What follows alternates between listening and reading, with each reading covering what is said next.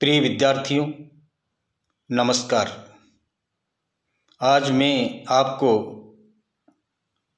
इस वीडियो के माध्यम से हुमायूं की असफलता के कारणों के बारे में जानकारी दे रहा हूँ। हुमायूं की असफलता के क्या कारण हैं, जिन कारणों से वह सफल नहीं हो सका और उसकी असफलता उसको प्राप्त हुई। मुग़ल शासकों में सर्वाधिक ठोकरें हुमायूं को खानी पड़ी थी। यद्यपि उसे विरासत में असंगठित साम्राज्य और रिक्त राजकोष मिला था, जो किसी योग्यतम शासक को भी असफलता के द्वार पर पहुंचा सकता है। लेकिन स्वयं हुमायूं की व्यक्तिगत दुर्बलता और तत्कालीन परिस्थितियां भी उसकी असफलता के कारण सिद्ध हुई। समग्र रूप से हुमायूं की असफलता के कारणों को हम बिंदुवार अलग अलग उनका उल्लेख कर सकते हैं। हुमायूं की असफलता का जो पहला कारण माना जाता है वो है साम्राज्य का विभाजन। हुमायूं ने अपने भाई कामरान को काबुल और कंधार, अस्करी को संभल और हिंदाल को अलवर और मेवात के प्रदेश दे दिए।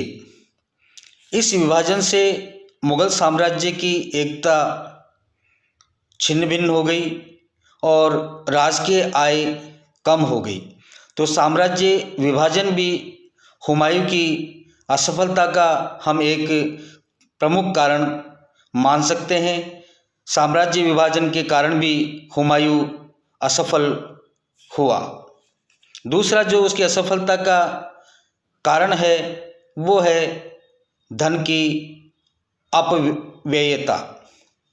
हुमायूं ने दावतों, भोग विलास और रंगरेलियों में बहुत सा धन बर्बाद किया, नष्ट किया और इस तरह से अपव्यय के कारण धन के अभाव में हुमायूं को अधिक कठिनाइयों का सामना करना पड़ा।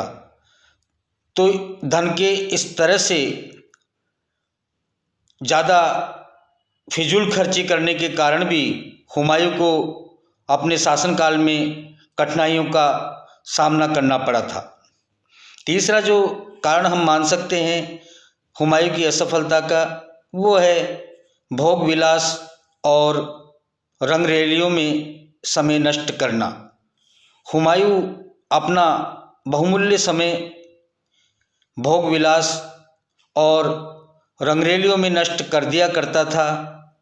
गुजरात की विजय के बाद वह मांडू में भोग विलास में डूब गया, जिसके परिणाम स्वरूप गुजरात और मालवा उसके हाथ से निकल गए।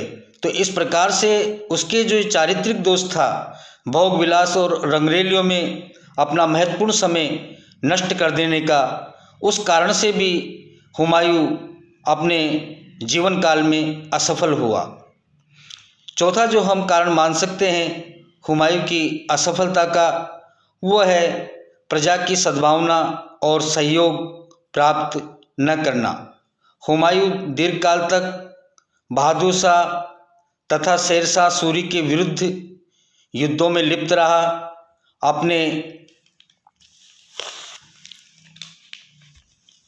अपनी प्रजा की भलाई के लिए कोई कदम नहीं उठाए। परिणाम स्वरूप उसे अपनी प्रजा की सहानुभूति और सद्भावना प्राप्त नहीं हुई। तो इस सहानुभूति और सद्भावना के कारण भी प्रजा का जब सहयोग प्राप्त नहीं हुआ तो हुमायूं अपने जीवन काल में असफल रहा। अगला जो कारण माना जाता है हुमायूं की असफलता का, वो है हुमायूं की बहादुर शाह के प्रति दोषपूर्ण नीति।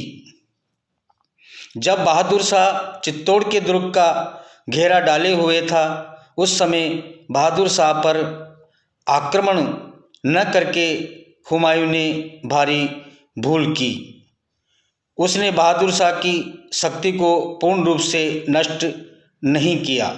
यानी उसके लिए एक बहुत अच्छा ये अवसर था कि जब चित्तौड़ के दुर्ग का उसने घेरा डाल रखा था बहादुर शाह ने, तो उसको हुमायूं को उसके ऊपर आक्रमण करना था और इस आक्रमण के कारण वो कठिनाइयों में दोनों ओर से घिर जाता और शायद हो सकता था कि उसको वहाँ पर परास्त होना पड़ता। लेकिन हुमायूं ने बहादुर शाह के प्रति जो नीति अपनाई, वो आक्रमण नहीं करने की नीति, वो बहुत दोषपूर्ण थी और ये उसके लिए घातक सिद्ध हुई। अगला जो कारण माना जाता है हुमायूं की असफलता का, वो है शेर शाह के प्रति हुमायूं की त्रुटिपूर्ण नीति।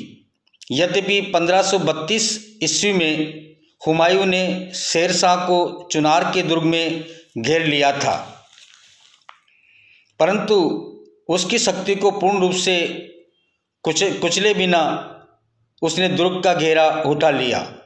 गौड़ के दुर्ग पर अधिकार करने के बाद हुमायूं वहां 8 माह तक रंगरेलियां में लिप्त रहा।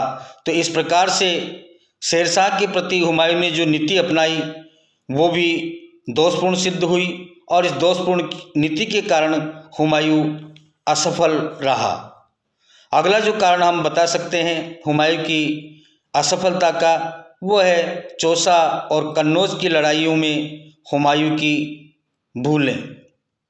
हुमायूं चौसा पहुंचकर 3 माह तक निष्क्रिय पड़ा रहा और शेरशाह पर तुरंत आक्रमण नहीं किया। कन्नौज के युद्ध के पूर्व भी हुमायूं लगभग 1.5 माह तक निष्क्रिय पड़ा रहा और उसने नीचे के स्थान पर अपना सैनिक शिविर लगाया। भयंकर वर्षा के कारण उसके सैनिक शिविर में पानी भर गया।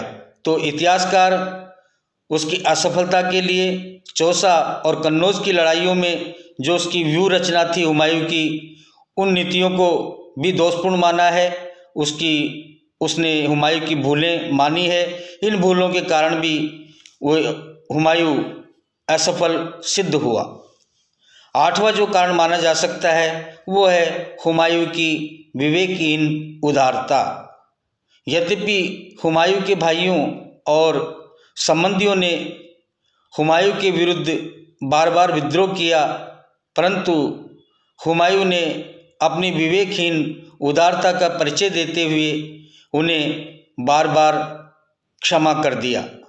तो हुमायूं की जो उदारता की नीति थी वो भी काफ़ी विवेकहीन थी और इस विवेकहीन नीति के कारण भी वो अपनी असफलता के लिए जिम्मेदार रहा।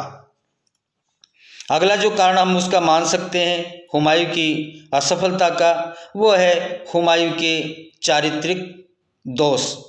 हुमायूं आलसी था और निष्क्रिय था। उसमें चरित्र बल, दृढ़ संकल्प का अभाव था। उसमें धैर्य, संयम, दूरदर्शिता का भी अभाव था। तो इन चारित्रिक दोषों के कारण भी हुमायूं अपने राजनीतिक जीवन में सफल सिद्ध नहीं हुआ।